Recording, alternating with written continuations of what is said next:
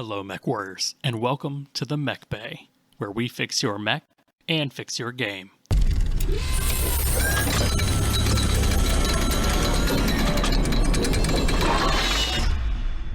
I'm your host, Josh.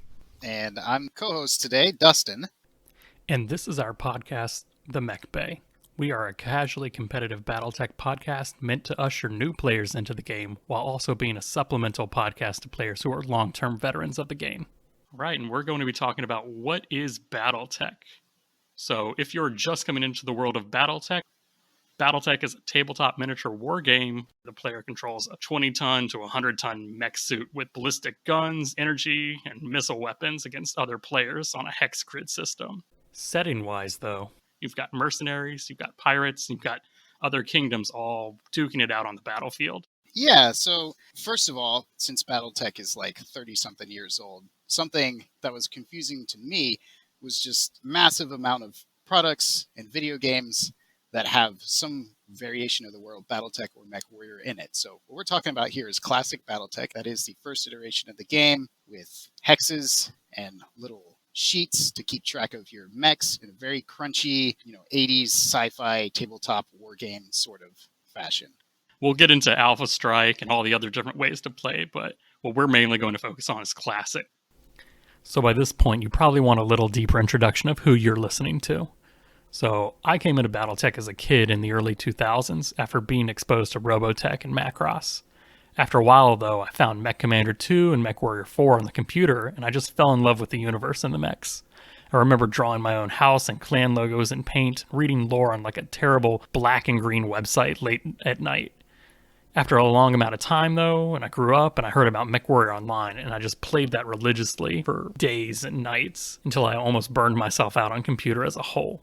So by that point, it's like 2015, and I find out about Warhammer 40,000. And I absolutely love the thought of playing a war game on the table with like dice and actual physical units. So I jumped into that and went pretty hardcore into playing that every weekend, doing local tournaments, even building like a local gaming group for it. But then one day I'm playing 40K and I see this guy at one of the tables playing with two miniatures on this weird little hex map. So I go over and I sit, and lo and behold, I'm watching two actual people play classic Battletech in the wild. And like ever since then, I've devoted most of my free time to learning and loving Battletech as a whole. So I'm very new to tabletop. I'm not so new to Battletech, the intellectual property. I think I was running around the front yard of my house pretending to be a gargoyle at 7 years old after watching my dad play Mech Warrior 2 Ghost Bear's Legacy. I didn't end up playing Mech Warrior 3, but I played Mech Warrior 4. I played some of the Mech Assault games. There was a lull for me until I found Mech Warrior Online. I was playing some cell phone mech game, and I was like, oh, let me see what, Mech Warrior is doing. And after playing some Mech Warrior Online, I discovered that all these video games I had played throughout my life were based on a tabletop war game. And that's when I started researching the game and getting into it. Battletech is my first tabletop war game. I just started playing 40K a couple months ago, so that's given me a little bit of a frame of reference for tabletop wargaming in general. But yeah, that's how I got into tabletop Battletech. What sets Battletech, and especially classic Battletech, apart from other miniatures war games is what I would say its emphasis on realism.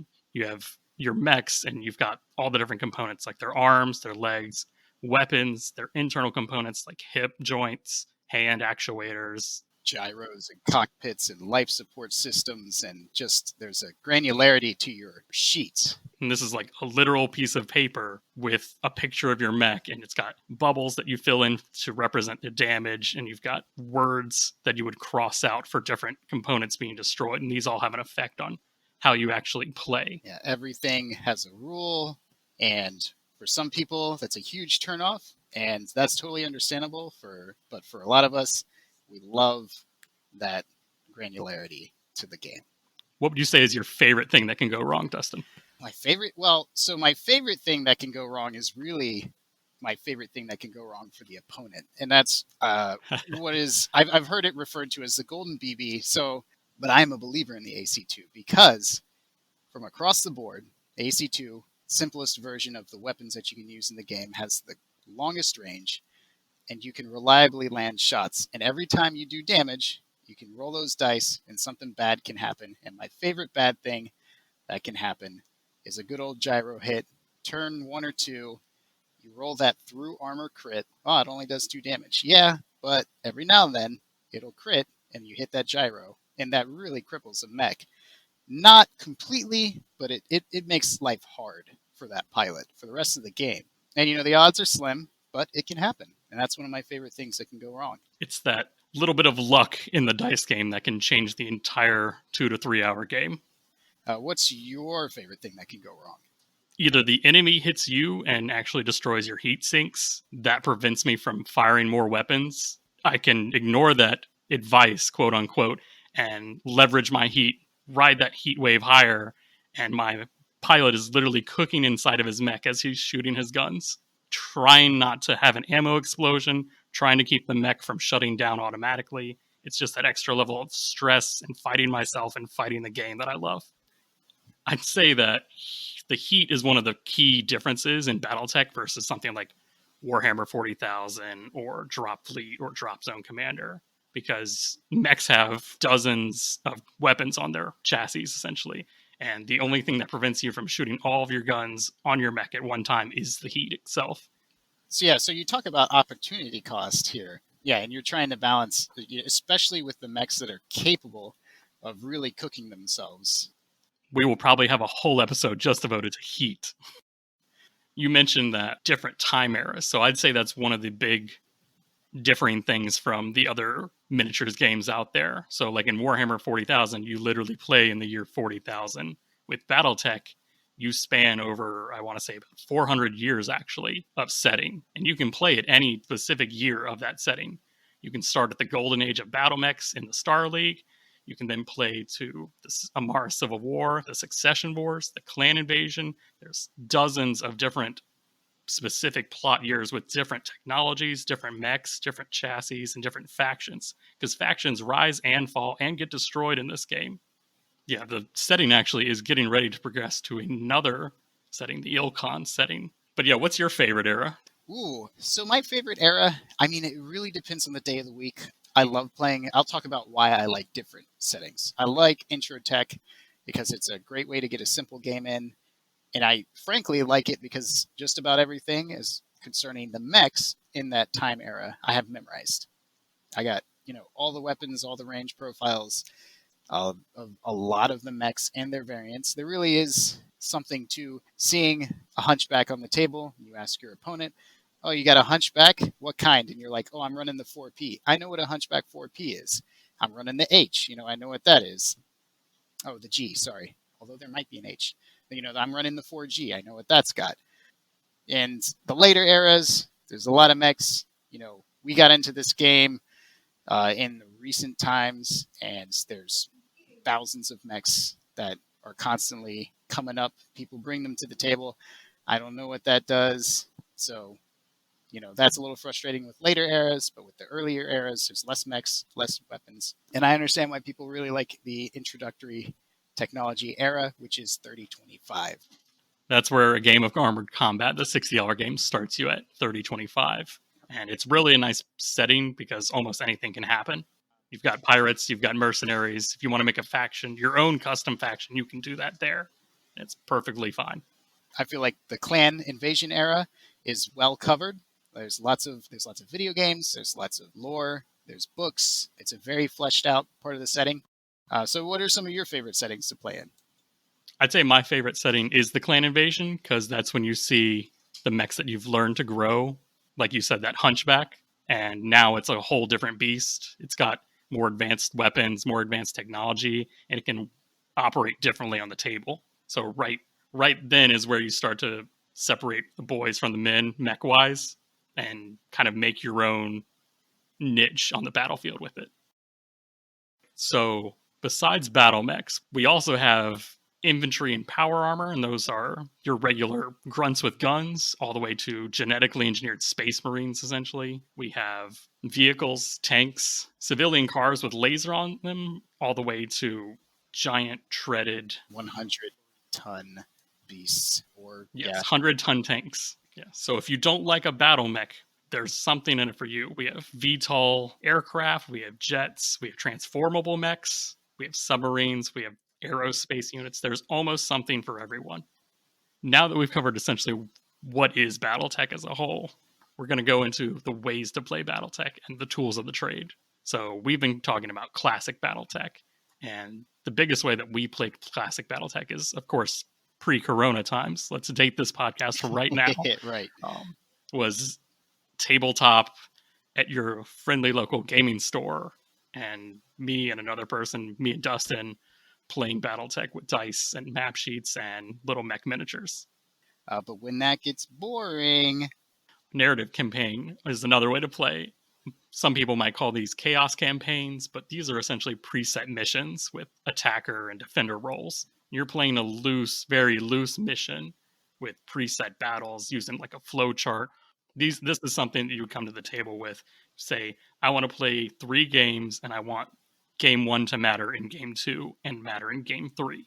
And these are great, having the continuity of the missions, so to speak.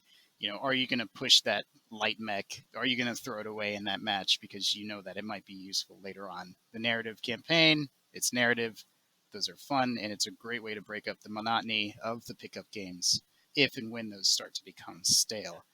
If you like campaigns, but you have a hard time committing to one person for 3 games, or you just want to do something a little different, there's also GM or like D&D style campaigns where one person plays the enemy or the Op 4 faction or the bad guys, and you're the good guy, and they're expected to lose, and your goal is to either play your one mech or your force and essentially beat the computer or the DM in this case. Yeah, and we've been doing this a lot over the computer during Corona times. And these are great because there's the classic progression built into these are, you get more money, you buy better mechs, you upgrade your pilots, and then you turn into, a legendary mech warrior pilot or force commander.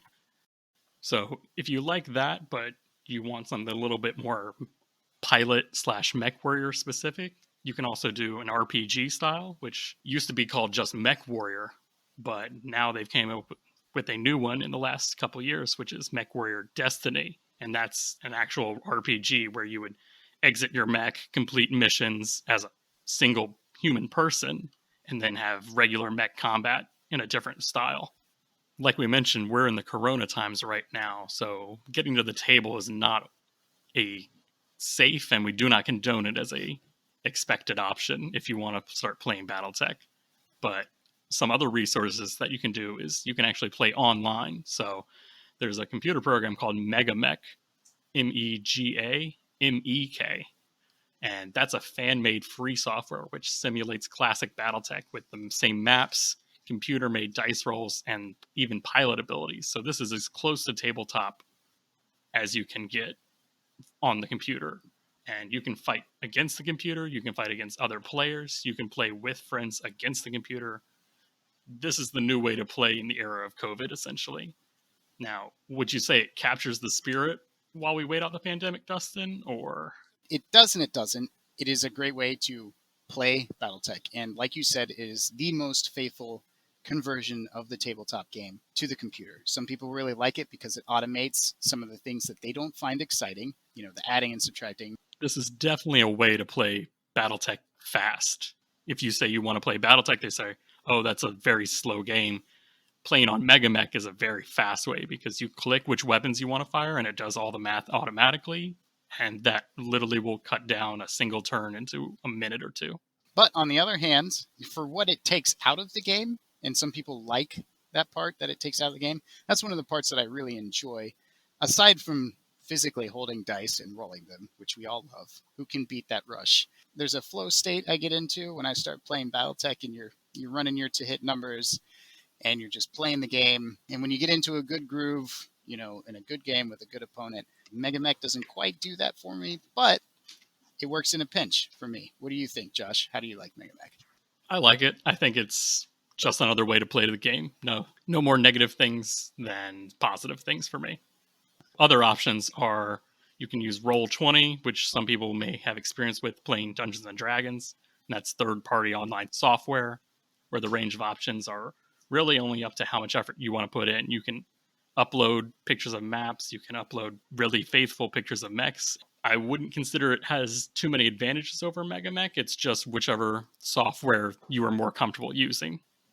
I have played classic Battletech and A Time of War on Tabletop Simulator over Discord. So Tabletop Simulator is similar to MegaMech in that you can play Battletech digitally, and it's different in that anybody who's familiar with Tabletop Simulator, it's a physics sandbox game, so you get little proxies, or you find the places where people have loaded in the little mechs, and you move them around a virtual tabletop.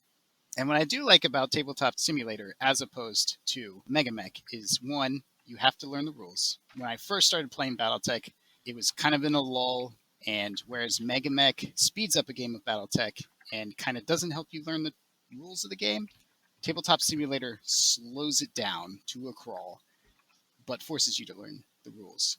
The only benefit to that is that with Tabletop Simulator, when you're done for the night and you haven't finished your game, you save the table and you come back and pick up right where you left off tomorrow. So you've listened this far. Now, this is where you try to decide, is Battletech the actual game for you? So this is where we are going to go into what kind of attitude do you need to play Battletech?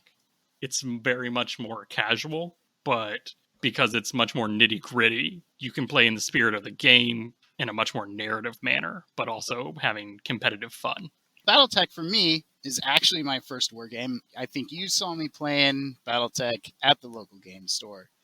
And, you have a background in Battletech right through the video games. I speak for you for a moment that you said you were looking for something that wasn't 40K to add into your tabletop wargaming experience.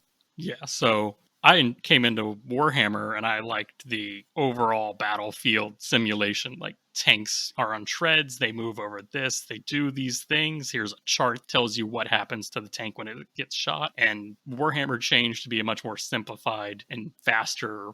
They attempted to make it faster, but what it lost in the cracks essentially was the nitty-grittiness that I fell in love with. And when I saw you and Kurt playing Battletech, I was like, whoa, that's Battletech. I remember this from a kid. And they're only playing with 2 miniatures each, and that just blew my mind. Yeah. And what turned other people, once we started playing, we got a presence, going at the local game store. And that, yeah, you might be the person bringing this to your local game store. We'll probably talk about that in another episode. But the thing that turns people off on the game, they would stop by, they were like, oh, what are you guys playing? Oh, we're playing Battletech. And we'd give them the rigmarole. Oh, it's super gritty, and look, you only need to spend $20 on miniatures to start your favorite faction. And they would pick up these miniatures from somewhere in between 1984 and 2003, and they would be like, yeah, that's cool story, but these are ugly. And they were right. So they're fixing that, as we said, with the new miniatures that are coming out. They look great. And they're faithful to the old sculpts, and they don't look like, little dudes with cardboard boxes on them, which is going to make it easier to bring people into the game these days. Yeah, the mechs definitely, they've retained the 30-year-old personality while definitely updating and on some levels being able to compete with modern plastic miniatures. So when you see these Battletech miniatures on the table, they do draw an eye, and if someone has played or been exposed to it before, they will see it from across the room and they're going to go, wow, that's Battletech. I want to play that. Or they see that you're only playing with 2 miniatures and they're like, whoa, that's completely blowing my mind. I need to go see what that is. We'll be probably talking about introductory technology. It's what you're going to find in the beginner box, which the beginner box and the Game of Armored Combat box, which, if you're just getting into Battletech and you're like, what do I buy? Buy those. If you are afraid of, or you don't have the money to commit to the Game of Armored Combat box, which is, I think, $60 retail right now, or MSRP, you can buy the $20 box, the beginner box. Is it just called Battletech Beginner Box? I believe so, and you can actually find that at Barnes & Noble and other retail stores, essentially. And believe it or not, the $60 version of the game will come with everything you need to play Battle Mechs. Comes with maps, comes with mechs, comes with dice, comes with the sheets to scribble on. hopefully laminate those. That's the tip of the day, essentially. It comes with it comes with extra punch out tokens, standees that you can use, and as more mechs. It comes the beginner box comes with like 2 mechs, 2 plastic miniatures. I'm sorry. The Game of Armor Combat box comes with 8 plastic miniatures, and I think another 8 punch out tokens, which are standees to stand in. That's where to start, especially the $60 box. It's got the rulebook, it's got the minis, it's got the maps, it's got everything. The $20 box has it's missing basically the bottom half of the sheets. You essentially play with just armor, if I remember correctly. You just play with armor, no heat, but the full game comes with armor, structure, and heat, which is everything in the game. If you want to access the things we were just talking about, what's your favorite things that can go right or wrong, you're going to find that in the $60 box. The $20 box doesn't introduce those concepts just yet. So if you want to dip your toes, that's a great way to do it. But if you want the whole package, you just get the $60 box and you're good to go. You got to dip your toes in the setting. You got to dip your toes into the game engine and see if it's for you. It's definitely not for certain people. Some people really don't like the pedantic style of, the game, because it is granular, but some people are definitely looking for that. When it comes to Battletech, but also any tabletop war game where you're playing an actual human being, you always have to take into consideration the social contract, and that's respecting your opponent, respecting their time, and respecting their property, because I don't want to play someone that hates me, hates my stuff, and hates to be around me for 2+ hours, because I'm not going to enjoy that. I'm going to play that person. I'm going to go home and I'm not going to feel good if that I spent the little bit of gaming time that I have with someone who didn't want me to even be there. So making sure that you're enjoying it, you are having fun, and your opponent is enjoying it and having fun is a key to Battletech, because over 30 years and all the different ways to play Battletech, so many different people have picked up their own way that they enjoy it. So some people are going to be there just to show off their painted miniatures. Some people are going to be there just to have their special narrative mechs that they've accumulated and grown over the last 25 years. Some people, and this is an interesting thing with Battletech, is the manner in which the mechs are constructed. There is a system for that. And there are some people who take great enjoyment in building and making mechs. There's several different personalities that show up to play a game of Battletech. You need to make sure you're communicating about what you find enjoyable in a game of Battletech and what you don't. So because Battletech isn't taken as such a high-level, high-stakes competitive format like, say, Warhammer, you're not going to encounter many cheesy players or play to win or win at all costs players. Most of the people that you encounter are going to be there because they love the game, they love the setting, and they love the narrative. And most times that if you have a problem, you can just bring that up to that person and say, hey, I don't feel like playing against the list that you brought today. And they'll be more than happy to change it out. You just have to be able to step up and have that conversation, respect that social contract, respect them. And 99 out of 100 times, they'll be okay with that, because they're just going to be happy to be playing Battletech with someone who appreciates the game just as much as them. We're all trying to grow the game, but when you got there's only so many people for the time being to play Battletech with. So I think we all kind of cherish our small community. There's not enough people playing right now. And we're all, I think with the products that Catalysts are releasing, we have a great opportunity to grow the game and our community. So we've learned what Battletech is, what the setting is, and all the different ways that it can be played. So we've got a lot planned for playing Battletech, how to play to your best, how to play competitively, but while respecting that social contract. So stay tuned. If you have any questions, you can email us at the Mechbay Podcast at gmail.com or on Facebook at the Mechbay Podcast.